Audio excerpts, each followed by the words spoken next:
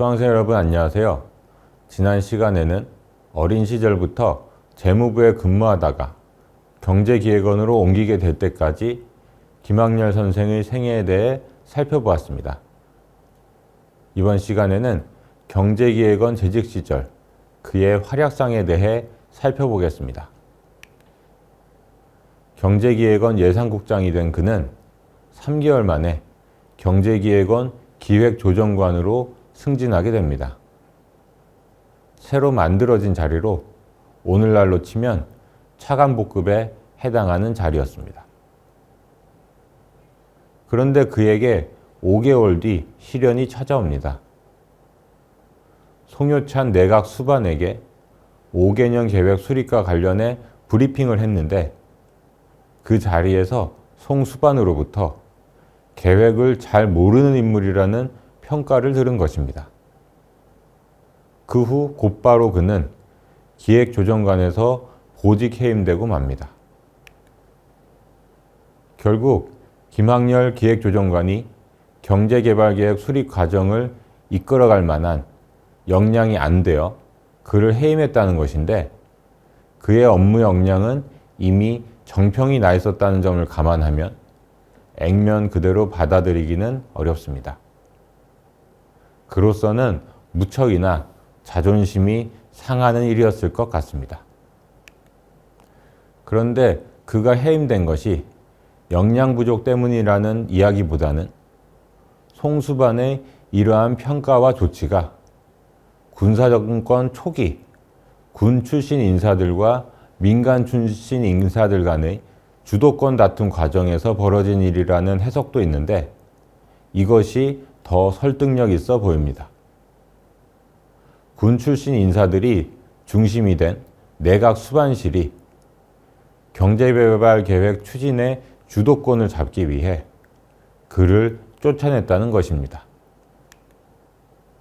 얼마 지나지 않아 김유택 경제기획원장도 사퇴하고 송효찬 수반이 기획원 원장을 겸임하게 되는데 이 역시 이러한 흐름과 무관치 않아 보입니다.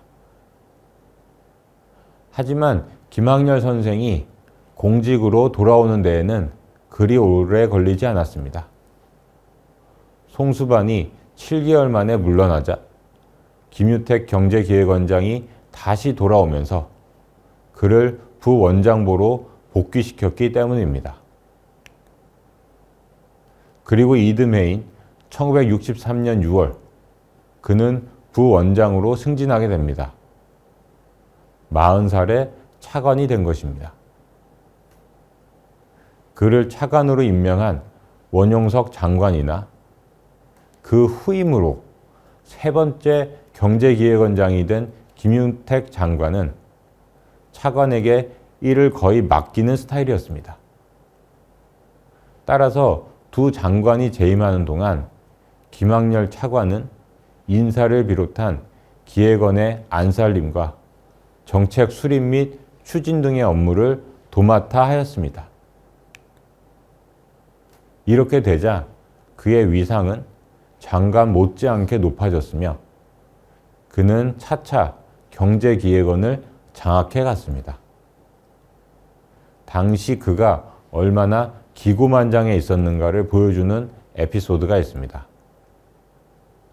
한 장관이 사업과 관련된 예산 문제를 협의하려고 김학렬 차관을 만나자고 했습니다. 그러나 김 차관은 그 사업을 탐탁치 않게 생각하고 있었기에 장관을 아예 만나주지도 않았습니다. 그러다 두 사람이 마주치게 되었고 장관이 항의를 했습니다. 이에 김 차관은 장관께는 기분이 좋지 않아서 예산을 줄 수 없습니다.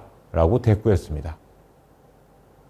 그의 반응에 황당해진 장관은 다시 그에게 나라 예산을 당신 기분대로 책정하는 거냐고 따졌습니다. 그러자 김 차관은 제가 기분대로 판단해도 장관께서 수십 번 생각한 것보다 정확하니까요 라고 응수했다고 합니다. 장관 입장에서는 그가 자신을 무시하고 조롱하는 것 같아 화가 치밀어 오를 수밖에 없었을 것 같습니다. 이 시기 기획원이 가장 심혈을 기울이고 있던 부분은 외자를 확보하는 일이었습니다. 경제개발 계획을 추진하기 위해서는 자금 확보가 선행되어야 했기 때문입니다. 그런데 미국은 쿠데타를 통해 집권한 군사정권과 거리를 두고 있었고, 이러한 상황에서 미국으로부터 외자 도입은 요원한 일이었습니다. 김학렬 차관은 1964년 초 외자 확보 등을 위해 미국이 협조할 것을 요구하는 한편 경제 성장률 목표치를 낮추고 재정안정계획 실적을 공개하며 가격 자유화 조치를 발표하는 등 미국이 요구해온 정책을 적극 수용하는 모습을 보여주었습니다. 그러자 미국 측도 호의적인 반응을 보임으로써 양국 간 경제협력 관계를 복원할 수 있는 계기를 마련할 수 있었습니다. 차관 재직 시절 그는 제2차 경제개발 5개년 계획 수립 과정을 총괄하는 역할을 맡기도 했습니다. 경제기획원 부원장으로서 기획원 주도 하에 계획을 수립해가는 과정을 이끌었으며 계획 내용을 전체적으로 검토하고 조율하기 위해 각 부처 차관이 참석한 가운데 열렸던 제2차 경제개발 5개년 계획 작성 합동위원회 회의를 주재하기도 했습니다. 그래서 그는 2차 계획의 아버지라 불리기도 합니다. 그런데 1964년 5월 원용석, 김유택 장관 재임 시절 실질적으로 기획원 업무를 주도했던 그에게 위기가 찾아왔습니다. 지난 4주차 강의에서 살펴본 왕초 장기영 선생이 부총리 겸 경제기획원 장관으로 임명된 것입니다. 참고로 경제기획원 장관은 1963년 김유택 선생이 세 번째로 장관직을 맡게 될 때부터 부총리도 겸하게 되었습니다. 기획원이 경제부처 컨트롤 타워 역할을 충실히 할 수 있도록 기획원 장관의 지위를 격상시켜 준 것입니다. 이제부터는 부총리 겸 경제기획원 장관을 부총리로 부르도록 하겠습니다. 김학렬 차관과 장기영 부총리의 관계는 참 묘합니다. 두 사람이 부총리와 차관으로 있을 당시는 경제기획원의 황금기였습니다. 따라서 두 사람이 환상의 호흡을 과시하며 이를 추진했을 것으로 생각하기 쉽습니다. 하지만 현실은 달랐습니다. 두 사람의 관계는 썩 좋지 않았습니다. 김학렬 차관이 자신의 직속 상관인 장기영 부총리에 대해서 공식 석상에서도 거친 말을 서슴지 않을 정도였다고 합니다. 원래 표현이 좀 거칠고 직설적이었던 데에다 그가 썩 마음에 들지 않았기 때문입니다. 두 사람의 관계가 이러했던 이유는 무엇일까요? 불도저 장기영 부총리가 기획원을 포함한 경제 관련 부처 전반을 장악하고 이끌어갔던 것이 중요한 이유 중 하나인 것 같습니다. 그런데 사실 그가 부총리로서 경제 관련 부처를 이끌어가는 것은 당연한 일이었습니다. 그럼에도 김학렬 차관이 탐탁지 않게 생각했던 이유는 무엇일까요? 앞서 말씀드린 것처럼 경제기획원에 들어온 이후 김학렬 차관은 초고속으로 승진하였으며 차관이 된 이후에는 장기영 부총리가 부임하기 이전까지 경제기획원 업무를 전반적으로 주도해 왔습니다. 이는 앞선 원영석, 김유택 두 장관이 이를 맡기는 스타일이었기 때문이기도 하지만 그가 그만큼 역량이 뛰어났고 일 욕심 또한 많았기 때문이기도 합니다. 이처럼 기세등등하던 그로서는 지난 4주차 강의에서 말씀드린 것처럼 보스 기질을 지니고 있어 왕초라고 불리던 장기영 부총리가 업무를 주도해 가면서 뒤로 밀려나자 불만을 품을 수밖에 없었던 겁니다. 장 부총리 취임 이후 그가 주로 담당했던 것은 앞서 소개해드린 제2차 경제개발 5개년 계획을 총괄하는 역할이나 의례적으로 이루어진 행사 등이었습니다. 게다가 두 사람은 많이 달랐습니다. 장기영 부총리가 체격도 좋고 호탕한 성격이었던 반면 김학렬 차관은 말랐고 매우 깐깐한 스타일이었습니다. 일처리 방식도 달랐습니다. 장 부총리는 별명처럼 일단 밀어붙이고 보는 불도저 스타일이었습니다. 그의 모토는 뛰면서 생각하라였습니다. 생각을 다 하고 시작하면 늦는다는 것입니다. 그 과정에서 발생하는 문제는 사후에 해결하면 되는 것이었습니다. 반면 김 차관은 저지르고 보는 스타일이 아니었습니다. 법과 절차를 지키며 이를 추진해야 하고 장애가 되는 요소는 사전에 제거해야 한다는 것이 그의 생각이었습니다. 뿐만 아니라 경제정책에 대한 생각도 달랐습니다. 장 부총리는 외자를 많이 들여올수록 좋다고 생각한 반면 김 차관은 외자 도입, 특히 상업차관 도입에 신중할 필요가 있다고 생각했습니다.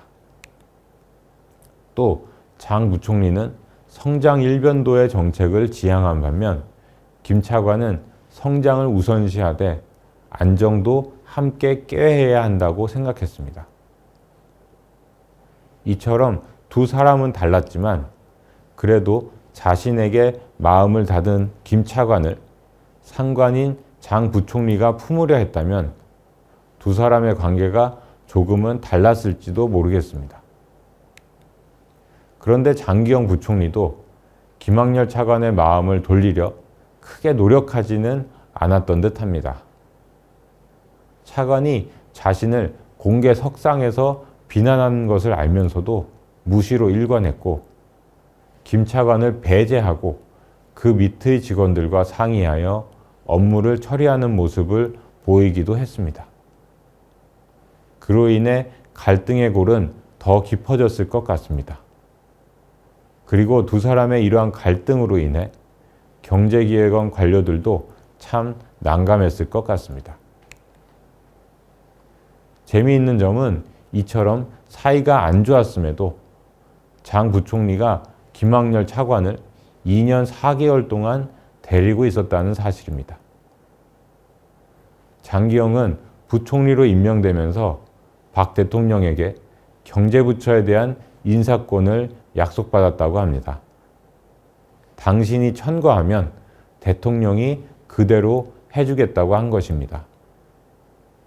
따라서 장기영 부총리는 마음에 안 드는 김학렬 차관을 내보내려면 내보낼 수 있었습니다. 그럼에도 그를 데리고 있었던 것은 결국 그의 업무 능력을 높이 평가했기 때문일 것 같습니다. 비록 마음에 들지 않고 심지어 자신에 대해 대놓고 험담을 하고 다니긴 하지만 업무 능력만큼은 타의 추종을 불허하는 김학렬 차관을 최대한 품고 있었던 것입니다.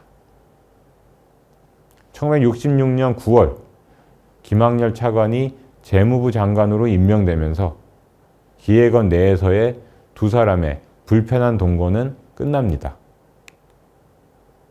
양윤세 선생의 증언에 따르면 정일건 총리가 그를 재무부 장관으로 천거했다고 합니다. 기획원 내에서의 불편한 동거는 끝났지만 두 사람은 이제 내각에서 어색한 동거를 이어가게 되었습니다. 하지만 그 기간은 길지 않았습니다. 김학렬 장관이 장 부총리의 기존 정책을 바꾸겠다며 맞서다 석 달 만에 물러났기 때문입니다. 이번 시간에는 김학렬 선생이 경제기획원으로 옮겨 초고속 승진을 한 뒤 실세 차관으로 활동하던 시기까지에 대해 살펴보았습니다. 다음 시간에는 그가 재무부 장관, 경제수석으로 활동하던 시기에 대해 살펴보겠습니다.